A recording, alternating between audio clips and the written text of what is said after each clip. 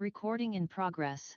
I'll gavel in the regularly scheduled December Ways and Means Committee meeting. Roll call, please. Chairwoman Sims. Here. Alderman Gould. Here. Alderman Shelton. Here. Alderwoman Tice. Here. All members present. Great. Item number 2 on the agenda is approval or amendment of the agenda. Any amendments, changes to be made? Any objection to approving by acclamation? All right, it will be so approved. Item 3 on the agenda is report of committee chair and alderman. I have no report. No report. Alderman Gould? No report. Alderman Shelton? No report. Alderman Tice? Report. All right, item 4 is the city administrator's report. Take that away.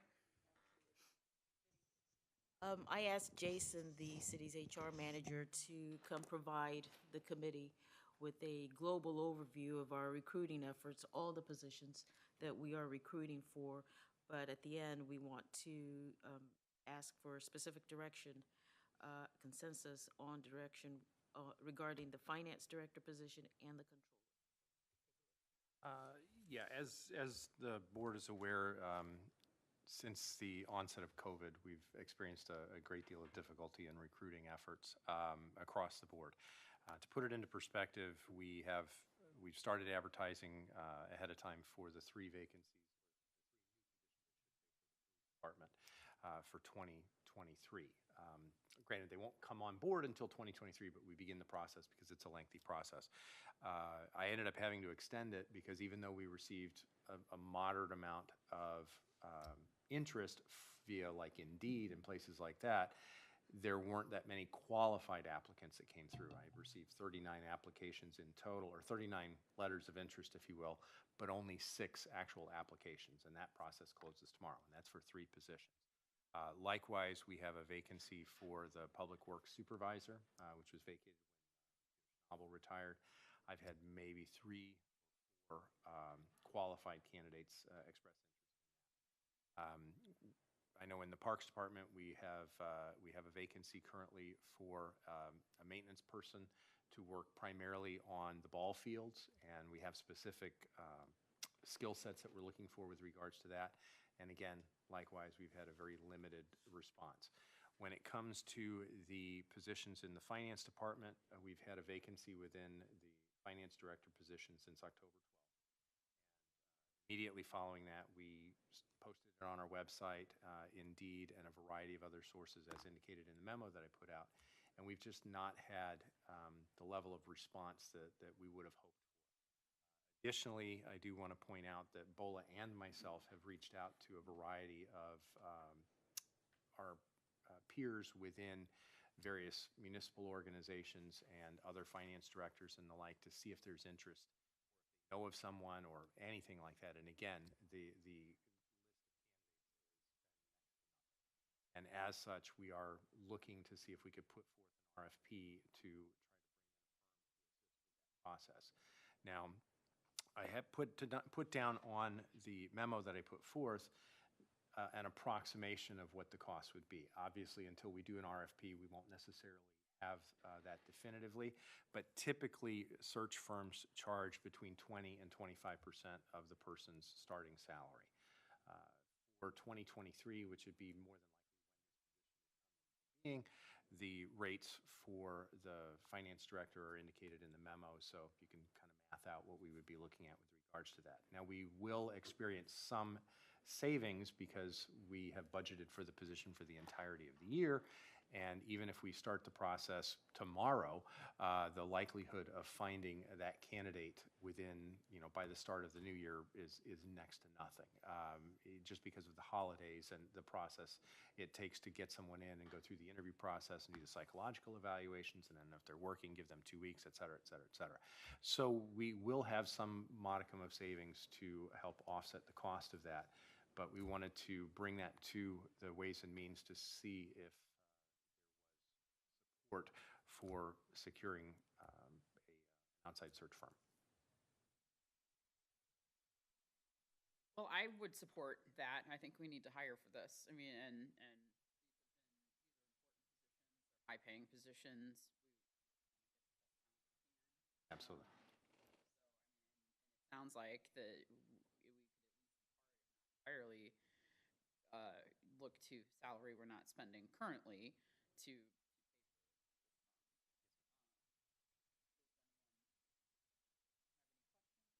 Is there a, like, municipal, government-specific firms that we would use, or is this? There are some. Okay. There are And some. that's who we would be sending this to? Common thing that other cities use, or? At the high level positions, I should point that out. Yeah, obviously, we're not looking, I listed a variety of other positions. The only one that we're asking for the permission to do this for at the current time is the finance director. Well, I think, yeah, as our economy and our budget continues to grow in complexity,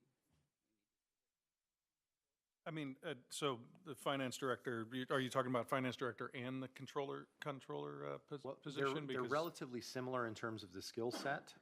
So in the event that someone were to come to us that perhaps didn't have the years of service that we would like, we might consider them for the controller position versus the finance director position. The primary concern for us is to get one of those two positions filled. Once we get one of those two positions filled, that will help on the day-to-day.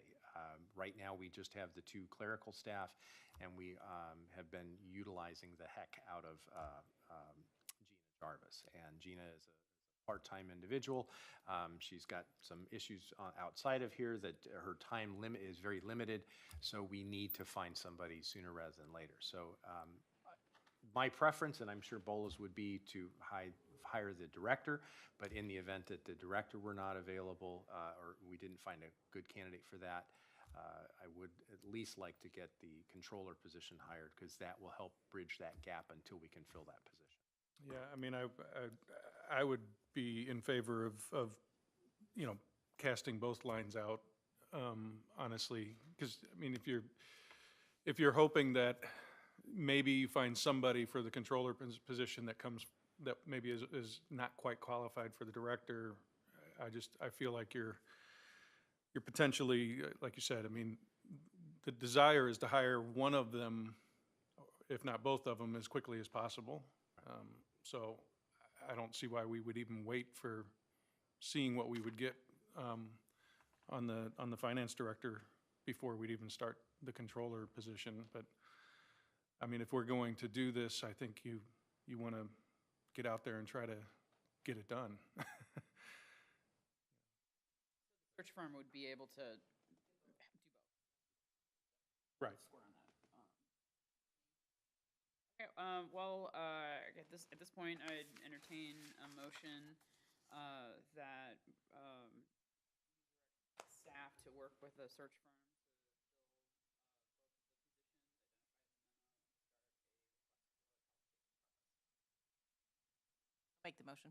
Second. All right, seeing none, roll call? Chairwoman Sims. Yes. Alderman Gould. Yes. Alderman Shelton. Yes. Alderwoman Tice. Yes. Motion carries. I have a follow-up, if I may. Okay. This is unrelated to that, but just related to recruiting in general. I know that we can't provide bonuses to, hiring bonuses, sign-on bonuses, or anything like that. Are there any actual HR incentives that you can provide for employees of our current employees? Because you would think municipal employees probably know other municipal employees, right? It's a common thing in corporate environment where they provide incentives for people who bring on qualified employees. I know that, I'm just curious what our policy is or what we can legally do. I'm not personally opposed to doing that. I've seen it work in some other organizations. I would want to make sure that I took it to corporate counsel so that Mr. O'Keefe were to weigh in on that. The primary concern that, just without speaking to him, that I would see is that he has indicated before that paying an individual for time not worked is a violation, and something along those lines may be viewed that way. Now, there might be a way that we could circumvent that through whatever language he was able to provide, but I would have to make sure that that there is language potentially available for us to do that. If he were to agree that there is language we could do that, I could bring it back to the board and we could take a look at it. I mean, I would think, again, casting all lines out possible is just to keep that fishing metaphor going.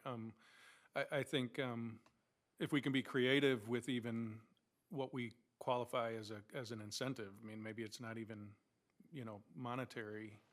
Of course, he may say, well, even if you give somebody extra PTO days or something like that, it's equivalent to a monetary value. So, but, some sort of incentive, it doesn't necessarily have to be payment. Well, the PTO is definitely an interesting concept, and that might be something that could potentially work in that regard. So, but again, I do want to point out that Bola and myself and several of the other members of the senior management team have reached out for a variety of the different positions. Most of us do have contacts in other municipalities, so that's something that the senior management team is doing. But again, it would definitely be potentially useful on some of the more lower end positions, the hourly positions. It could definitely be something that we would look at. I would want to have it tied to a little bit of tenure with someone, though. Like they get it after someone has Yes, passed a after they've certain been amount of time. employed for, Right. 6 months and they get something in a year, Right. they get something else, right? That's usually how corporate does it as well, so. Okay, moving on. Next item on the agenda, 5A, investment report. Is Brad, I figured. Brad, can you hear us okay? You're Yes. great. Hello. Good evening, everyone. Okay, so hopefully in your packet, you have a report of different accounts that we manage for you currently. And this is just a month-to-month report of earnings. So the total earnings in these 6 or 7 accounts is $2,027,816 to date. And that's up about $10,000 from last month, what we reported then. Does anyone have any questions on that? And I'll keep moving. And this is just so everybody knows, this is on top of what we were budgeting for with, it's just, that's great. I don't know. Yes, it is great. These are all debt service reserve funds and project funds associated with various bond issuances. So we have invested all of that money. In regards to the project funds, we just communicate very closely, of course, with Bola and Craig, and make sure to have that money mature as needed. And that close dynamic, we meet monthly, has served the city very well.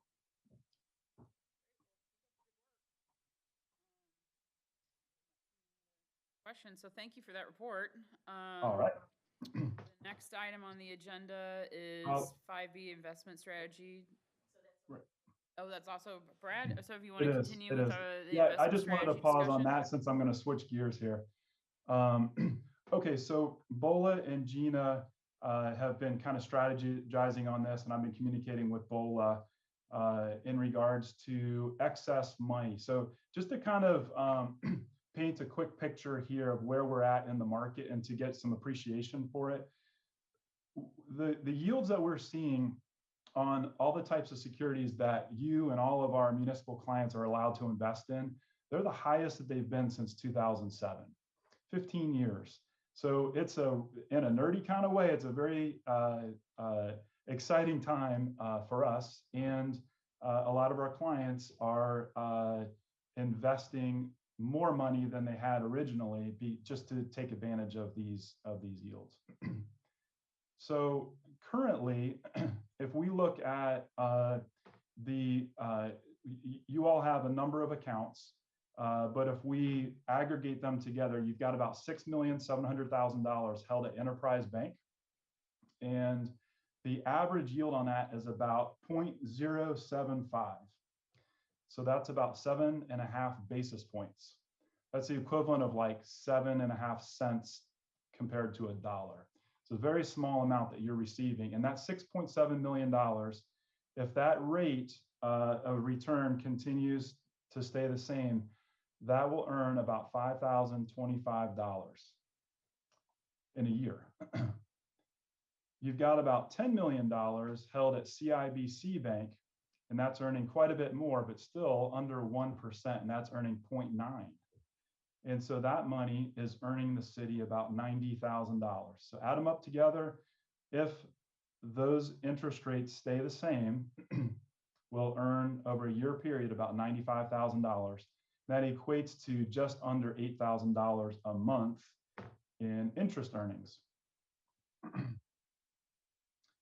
So hopefully in your packet, you've got that, and you've got on page 2, I've got a spreadsheet there that details a number of securities. So I have a number of clients who invest their excess general fund money just like this, and we ladder it out into whatever durations are most appropriate and most comfortable for them.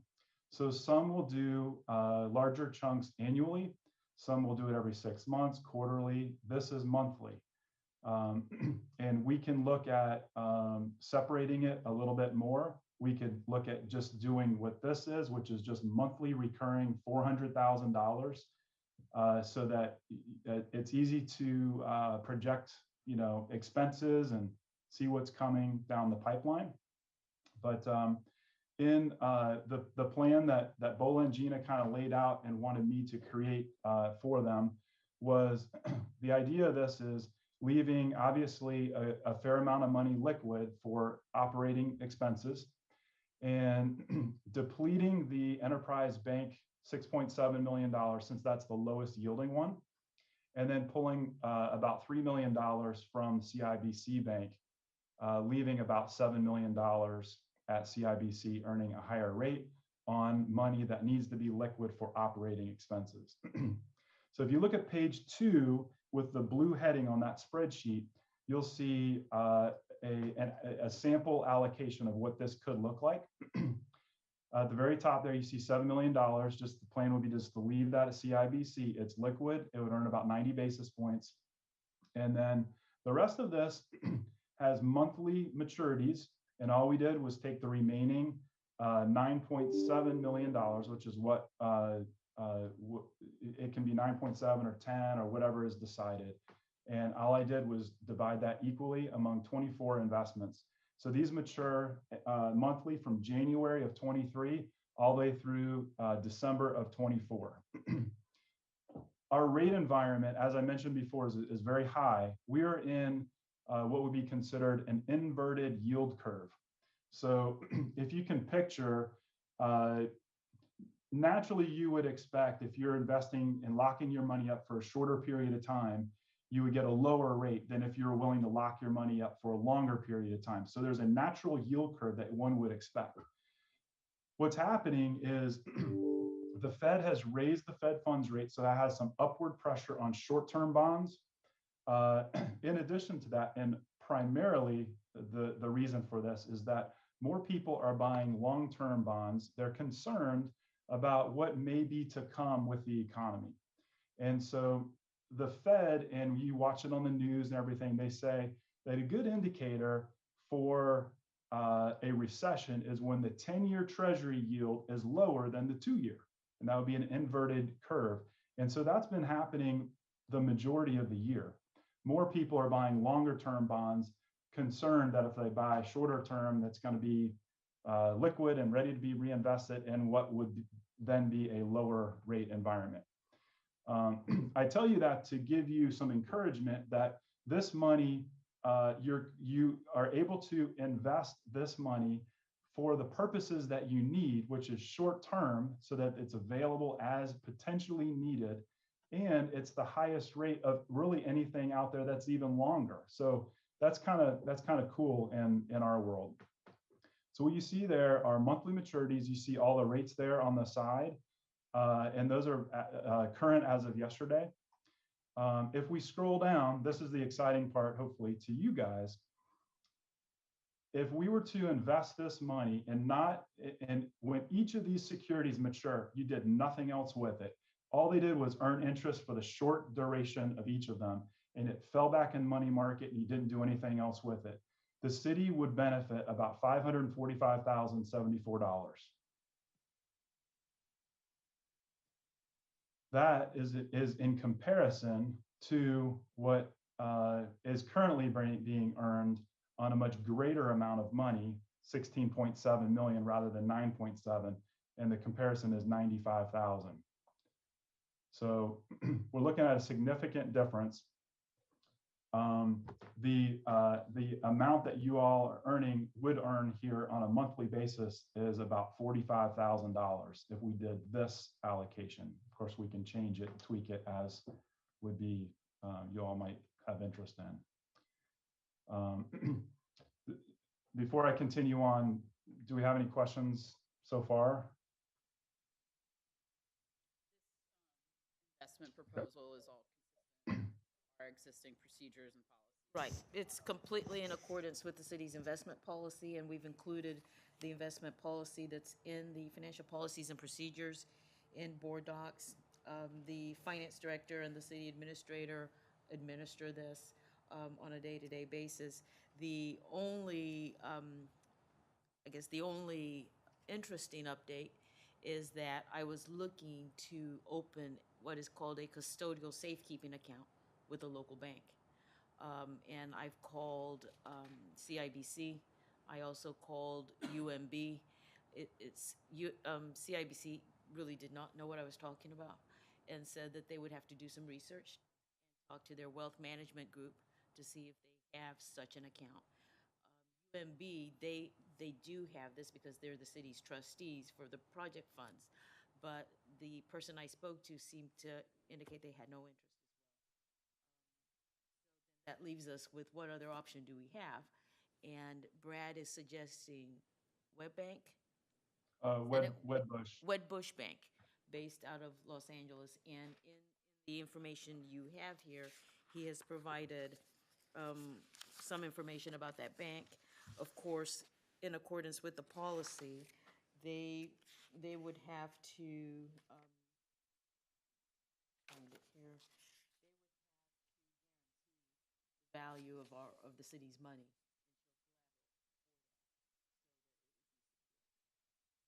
So we would ensure all of that if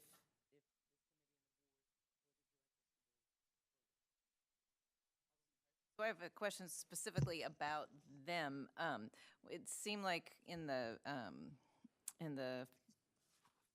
our rules on page 28, it says that the financial institution with a physical location in Missouri. So presumably if we had a custodial account somewhere, then we could use them, but do they have a physical location in Missouri? Brad, I don't believe they do. I haven't found that they do. So that seems to be in conflict with our policies. Which is why I was talking to the local banks.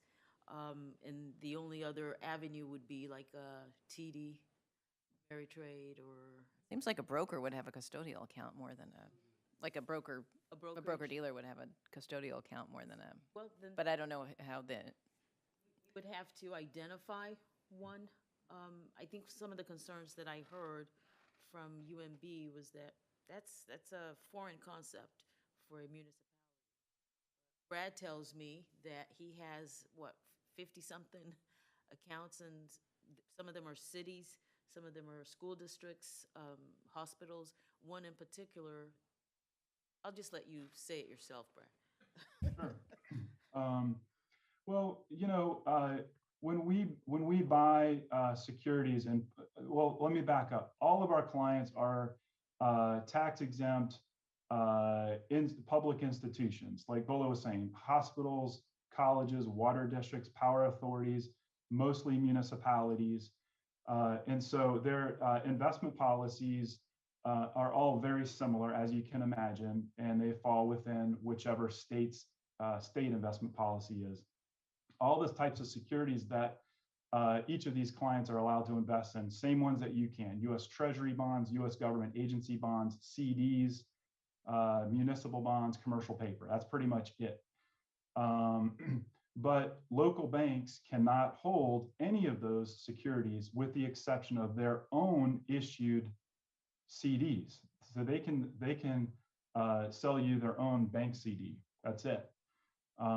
When it comes to all the other types of securities that municipalities and all these folks that we work with can invest in, they have to open up a custodial account with somebody, some bank, in order to hold those securities. So that's just the way of how it all gets done. So it doesn't matter to us where the securities are held. Anytime an institutional client wants to invest and has us hold those funds, we don't hold it. We use Wedbush Securities. So they've got like 100 locations around the country. I don't know if or how many they have in the state of Missouri. Their home office is in California, but we have an office in St. Louis. We are the ones that you're dealing with. They're just holding custody of security assets held in the city's name, if that helps at all.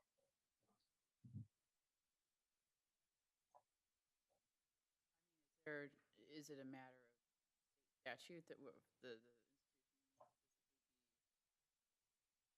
Missouri?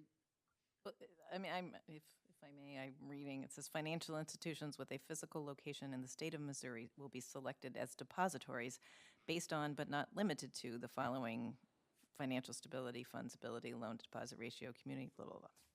So it seems to be our policy. I don't know if it extends beyond the city's policy, but it definitely is our policy now. So we want to make. Right, and I was more geared towards, well, if it's just a policy, policies can be changed, but I didn't know if it was a policy growing out of statute. I mean, for purposes, I mean, if I think of, all right, it's not a state bank, I mean, we can require them to submit to our jurisdiction, and it's not hard to go sue somebody in California.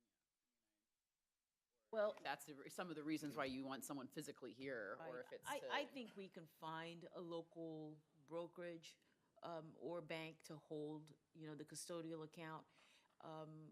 I just need to work a little harder at identifying.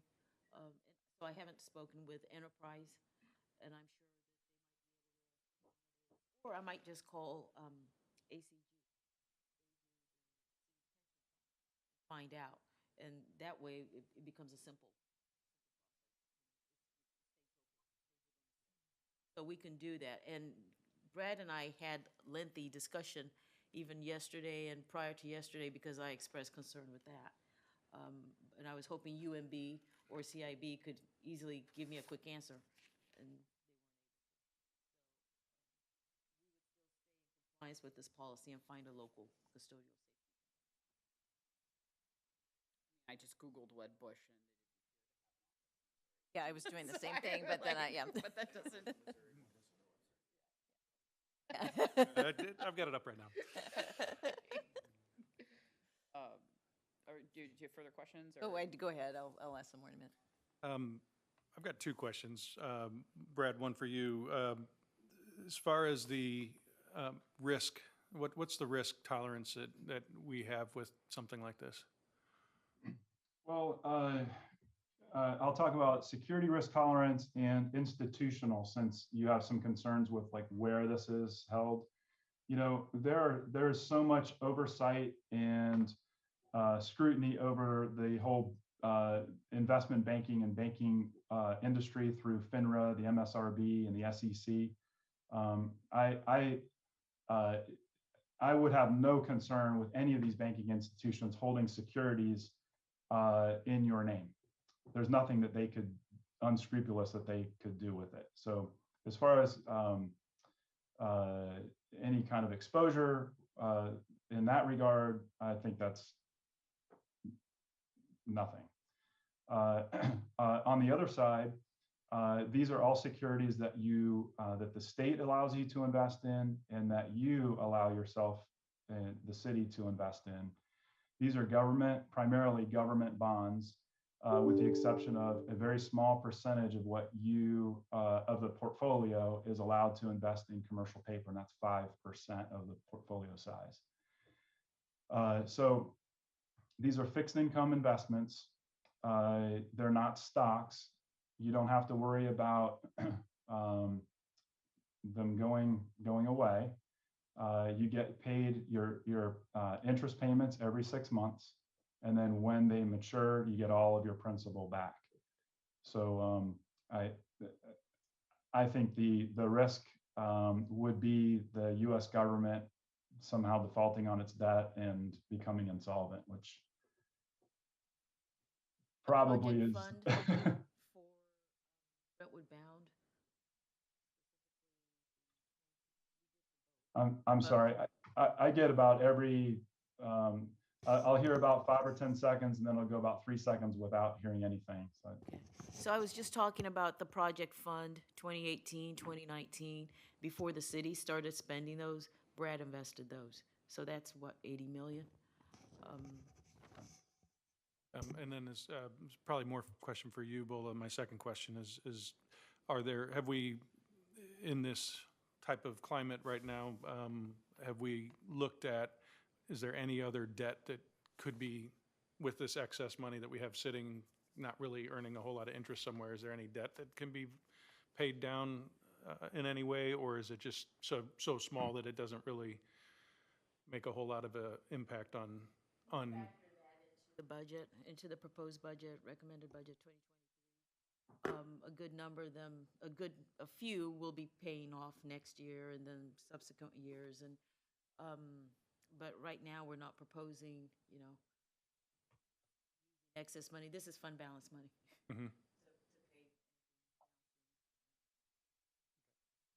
Thank you. So I would hop in and encourage the committee to get to a point as soon as possible where you're comfortable putting this money somewhere to have it invested.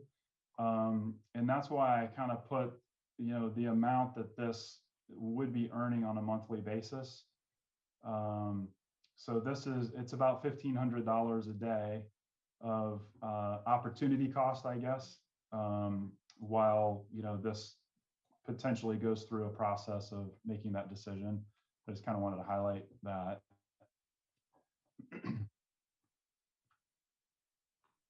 Okay, so I guess this is directed at Bola. So you sort of addressed this in the materials, but are you comfortable that we're not going out for an RF? I guess I don't know if this is a PQ, yeah, P or Q, RFQ for this. I know they already are investing. Brad's already investing other of the city's money. Are you comfortable that we don't have to do that in this situation? Us that because of how successful the city of Brentwood has been, what Brad has done for the city, they were not considering doing this. How long has it been now? 3 years, maybe? And so City of Maplewood, for instance, hired Brad because of our experience. And then a majority of our transportation development districts who also have project funds and reserve accounts have also hired Brad with the assistance of legal counsel. So I have no concerns. Yeah, I probably have 55 or 60 clients just like yourselves throughout the state where I invest their bond proceeds and or excess general fund money. And they can invest in all the same stuff that you guys can. Where do they hold their excess general fund revenues? Well, honestly, this hasn't been an issue with anybody else that I've spoken with. So they'll either hold it with Wedbush or they have their own bank, which I can probably look into. And a lot of it is bond proceeds, which are held at the trustee bank, which holds the securities. They're the custodian. I thought it would be simple for UMB to agree to do it. Then when we hired Brad, they submitted a proposal. So Sometimes they don't want it. I just, from the materials, are you saying that UMB can open this account? cannot, but they have not indicated any interest. Okay, because on the materials, it just says they'll do it for. Well, that was before I spoke to them. Got it. So now this is updated information. Why would Wedbush not charge anything Oh, yeah, Bola had the same question. We eat the cost. It's a service that we provide, where, so you won't receive any reduction in like what your earnings are as a payment to them, or no invoices or anything. So there's no fees associated with clients that we hold their assets for over at Wedbush.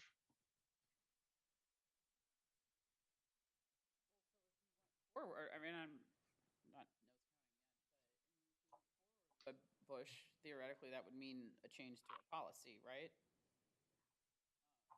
I'm gonna want to talk to, so I need to act quickly because I knew you all were acting on this, and Brad said time is of the essence, so it's also on the Board of Aldermen agenda for Monday. So, if, I would need to talk to Mark Grimm tomorrow and see what he recommends. Same time, call some of the other local banks, Enterprise, and see whether they can help us open an account. And if they can, since we're already banking with them, it might be simple, but if we're not and it requires a change to the policy, I'll bring that to the board on Monday. I mean, I'm inclined to prefer a local if they can do it. Right. At a reasonable cost. Right. I'm not, having a bank be out of state is not a must-have for me. I mean, I see people out of state all the time. Brad works with this institution already, so that doesn't really bother me one way or the other.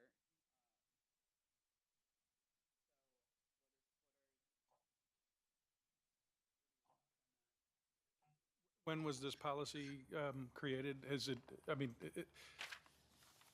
has it been a situation of how market has changed and evolved, that now we have more Everything banking online. opportunity outside of local banks? I mean, it seems kind of like the loan market. Not the Bailey Savings and Loan we're relying on. So. I think maybe 2012, 13. It's been a little while. I don't remember exactly. It's been. I mean, I would agree with Alderwoman Sims that I would prefer to stay within the policy that we have. If we don't have to change our policy, that would be preferable.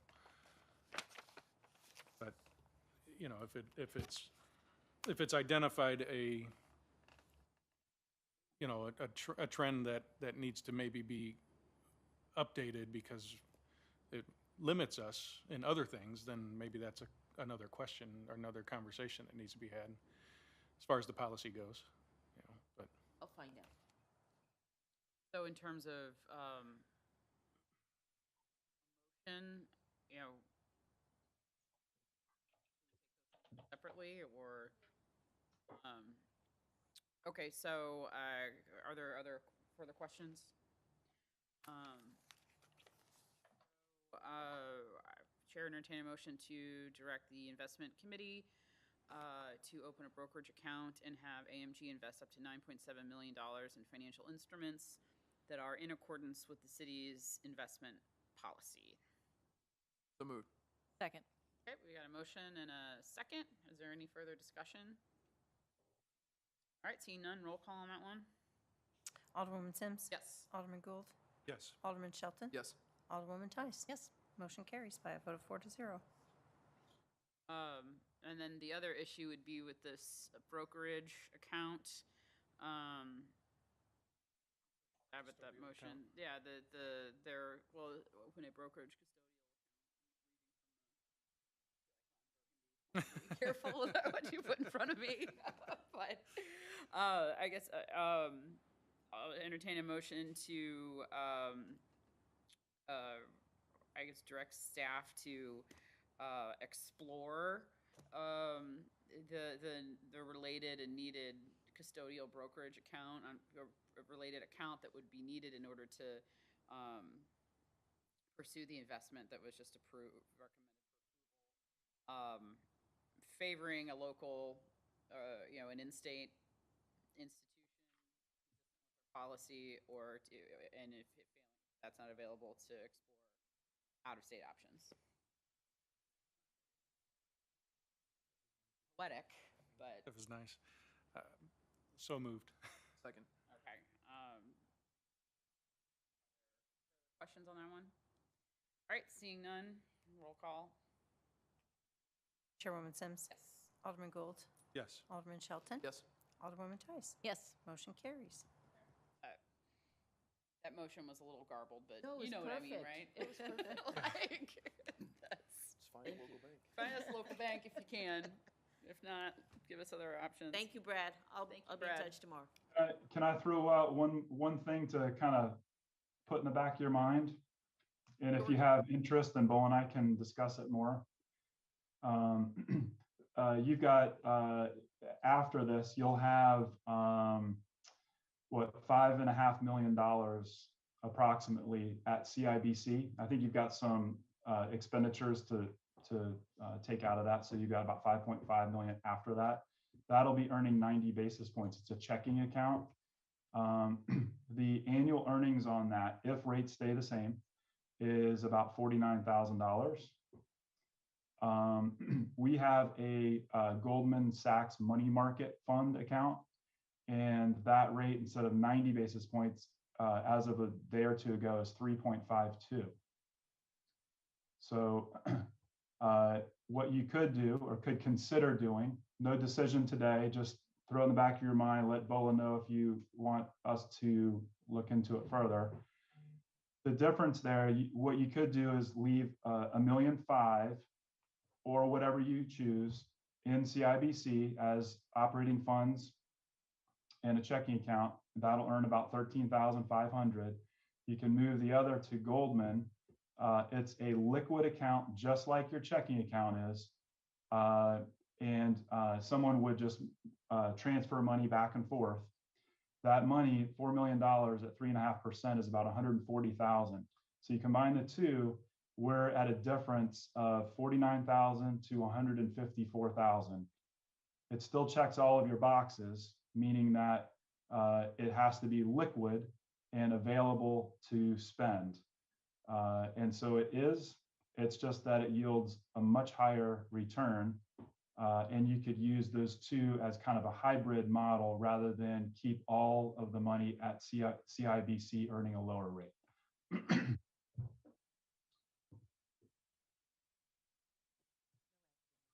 Okay. We'll think about that one. Thank you. All right. Thank you all. I appreciate it. Have a great evening. Have a good evening. Okay. All right. Bye-bye. Okay, the next item on the agenda is 5C, financial statements for 2022. October financial statements is presented for your review. Generally, all funds in terms of sales tax revenue for capital, economic development sales tax, stormwater, and stormwater are slightly over budget for same period prior year, and we expect those revenue sources will exceed the budget by year ending. Fund collections will begin in November, coming into that account. We also, so for general fund, I provide variance analysis for you for revenue sources. Reserve comment at this time on the sales tax in particular, since we are still in generally, those revenue sources are doing well as well. And in terms of expenditure, a majority of the departments are running in alignment or on target with the budget, 11 to 19%. Departments who have a greater balance that they have not spent, planning and development, because there's been a vacancy throughout the year. And then in legislative, the cost for elections were less than we thought, than we budgeted, so some funds were remitted back to the city.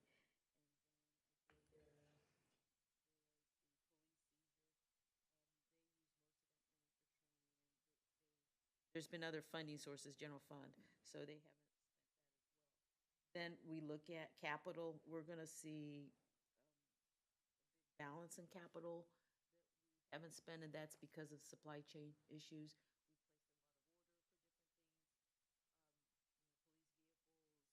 I think if you remember the conversation with Chief Cottroller regarding the fire truck, most likely, we're hopeful, but realistically, some of these items will not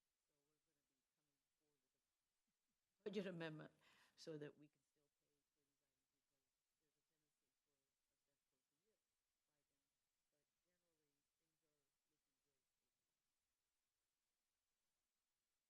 Alderwoman Tice? So I have a question on the variance report about, it's sort of under capital improvement fund. Says there's for the 40, expenditures. yeah, there are, and the question is, there's a sentence, there is 29,755 that will not be expended because the city has chosen to engineer their own solution on disaster recovery implementation and planning. So what's that mean? That, I couldn't tell you. That comes from Larry. And I think what it means is that instead of hiring someone to do it, the IT staff will do that. So I can get clarity on that and provide a more meaningful. Okay, thank you.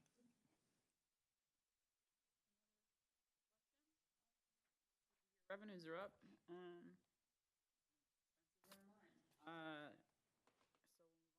The next item is the consent agenda. The only item on that agenda is approval of minutes from October's special meeting and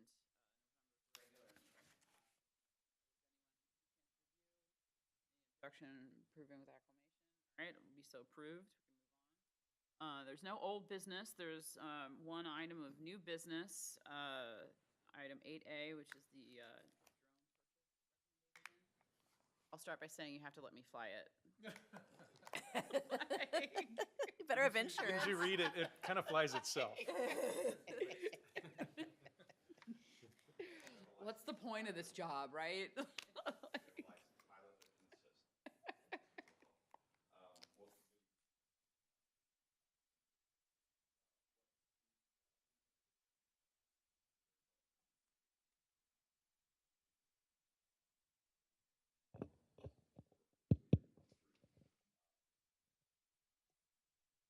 Mike's dead.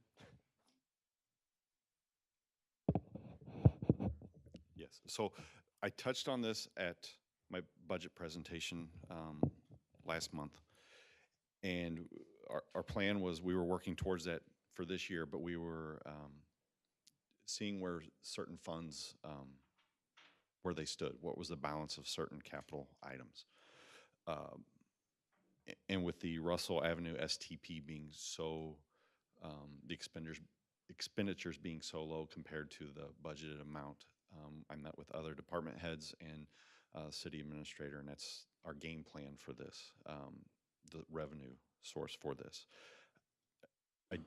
Again, just to add on to what I had talked about previously, things changed for the fire department. Our situation changed, having someone available to fly this unit specific to our department in an emergency. And honestly, that came with the addition of the fire marshal. And we realized that during the flood events, he was available not in an emergency capacity, but capable to help us with this.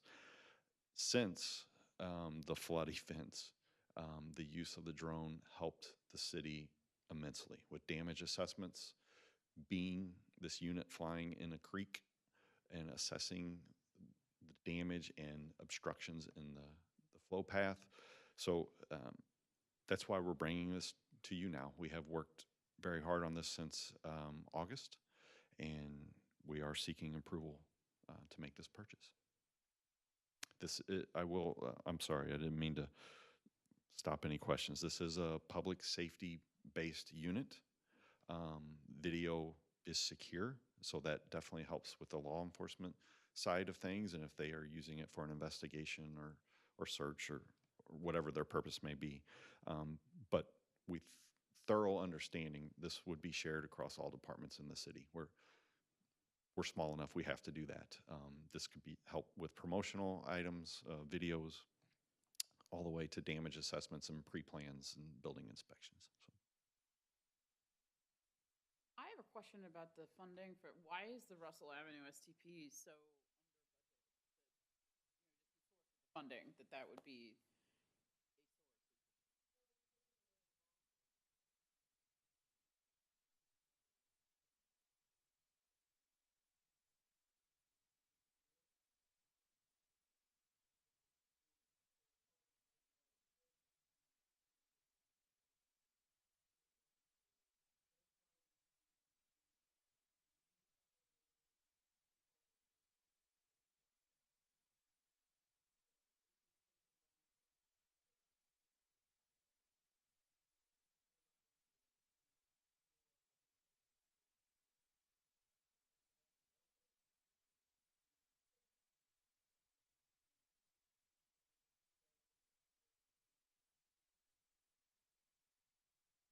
Not that the money won't be spent, it's just gonna be stretched out.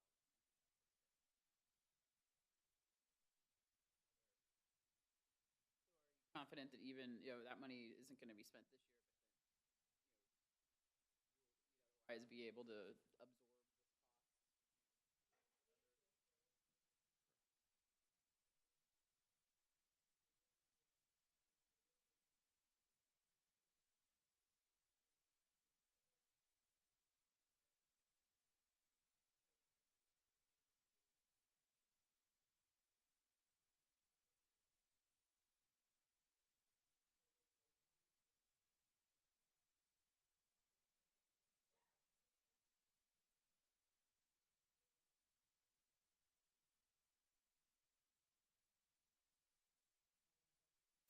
So this is not a question I asked when it was in the budget, but, so does the city have one licensed pilot?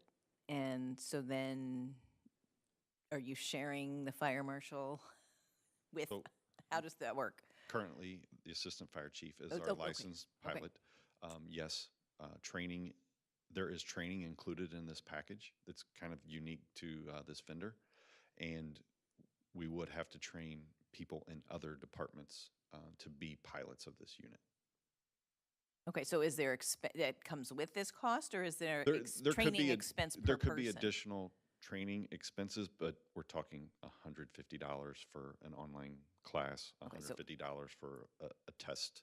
So it very manageable through our training budgets. And then presumably, I thought this was in your budget for next year, so. No. Oh, did it come out? It was never included in next year's budget. Oh, okay. I guess we talked about it, so I thought Yeah. it was there. My Okay. apologies if I misled you, but it was not included in In the budget, the okay. budget for next year. Okay. That's all I have, thank you. Chair, recommend that the city purchase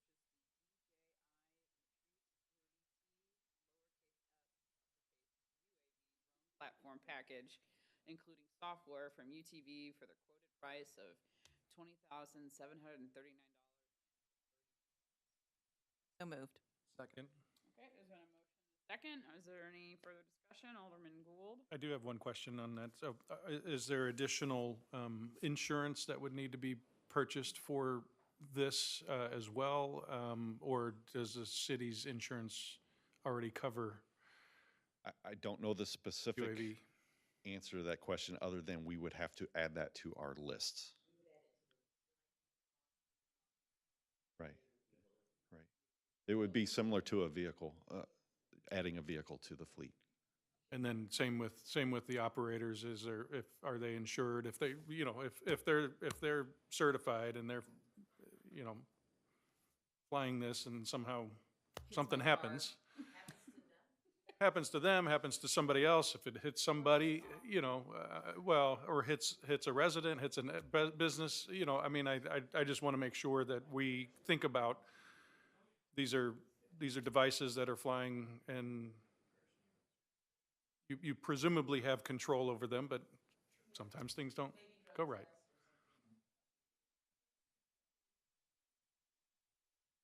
So we're covered with something like that, okay.